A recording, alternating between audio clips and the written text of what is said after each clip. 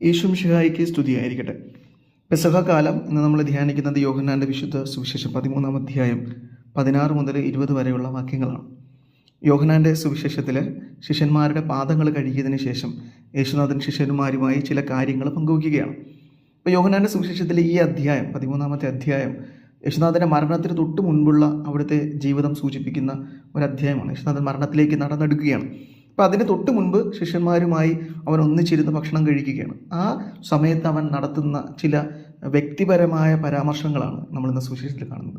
അപ്പോൾ ഏറെ പ്രത്യേകിച്ച് നമുക്ക് മനസ്സിലാക്കാൻ സാധിക്കും, യേശുനാഥൻ വളരെയധികം ദുഃഖത്തിലാണ്. കാരണം ഇത് കഴിഞ്ഞാൽ താൻ ഒറ്റിക്കൊടുക്കപ്പെടുമെന്നും തള്ളിപ്പറയപ്പെടുമെന്നും വളരെയധികം ക്ലേശങ്ങളും പീഡനങ്ങളൊക്കെ സഹിച്ചു മരിക്കേണ്ടി വരുമെന്നൊക്കെ യേശുനാഥൻ മനസ്സിലാവുന്നുണ്ട്. അപ്പോൾ അതിന് തൊട്ട് മുൻപ് ശിഷ്യന്മാരുടെ പാദങ്ങൾ കഴുകിയതിനു ശേഷം എല്ലാവരുടെയും പാദങ്ങൾ അവൻ കഴുകുന്നുണ്ട്.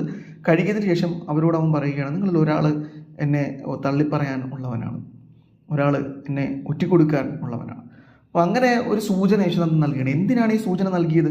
അത് ഈ ഒറ്റിക്കൊടുക്കാൻ ഇരുന്നവനെയോ തള്ളിക്കളയാൻ ഇരുന്നവനെയോ മറ്റ് ശിഷ്യന്മാർക്ക് കാണിച്ചു കൊടുക്കാനല്ല, മറിച്ച് അവർക്ക് ജീവിതത്തിൽ ഒരു പരിവർത്തനം നടത്താനുള്ള ഒരു സാഹചര്യമാണ് യേശുനാഥൻ കൊടുക്കുന്നത്. ഇത് പഴയ നിയമത്തിൽ നമ്മൾ പലപ്പോഴും കാണുന്നുണ്ട്. യേശുനാഥൻ ദൈവം ഒരു ജനത്തെ ശിക്ഷിക്കുന്നതിന് തൊട്ട് മുമ്പ് പ്രവാചകൻ വഴി അവരോട് സംസാരിക്കും, നിങ്ങൾ ചെയ്യുന്നത് തെറ്റാണ്, നിങ്ങൾ ഈ തിന്മയിൽ നിന്ന് പിന്മാറണം. അപ്പോൾ ഇത് എല്ലാ കാലങ്ങളിലും ദൈവം സംസാരിക്കുന്നുണ്ട്. ഇത് അവസാന കാലങ്ങളിൽ പുത്രനായ യേശുനാഥനിലൂടെ അവിടുന്ന് നമ്മളോട് സംസാരിക്കുകയാണ്, നിങ്ങൾ നിങ്ങളുടെ ജീവിത രീതികളെ മാറ്റണം, ഈ ജീവിത രീതിക്കല്ല. അപ്പോൾ യേശുനാഥൻ തിരഞ്ഞെടുത്ത ശിഷ്യന്മാരിൽ തന്നെ ചിലരാണ് യേശുനാഥനെ ഒറ്റിക്കൊടുക്കാനിരിക്കുന്നത്.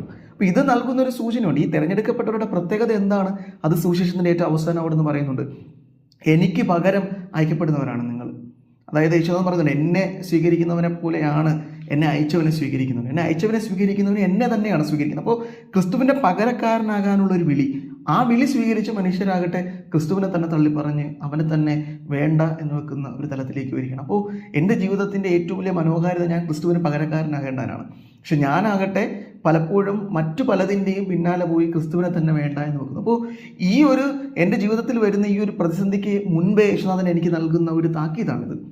ഞാൻ ചെയ്യാൻ പോകുന്ന ഏറ്റവും വലിയ തെറ്റ്, അവന് പകരക്കാരാകുന്നതിന് പകരം ഞാൻ അവനെ തന്നെ വേണ്ട എന്ന് വെക്കുന്ന മനുഷ്യനായി മാറുകയാണ്. അപ്പോൾ ഈ സുവിശേഷം ധ്യാനിക്കുമ്പോൾ നമുക്കും യേശുനാഥനോട് പ്രാർത്ഥിക്കാം, തെറ്റുകളെ തിരിച്ചറിഞ്ഞ് ക്രിസ്തുവിൻ്റെ പകരക്കാരനായി ജീവിക്കാനുള്ള കൃപ നമുക്ക് നൽകണമെന്ന്. യേശുനാഥൻ അതിന് നമ്മെ സഹായിക്കട്ടെ. ആമേൻ.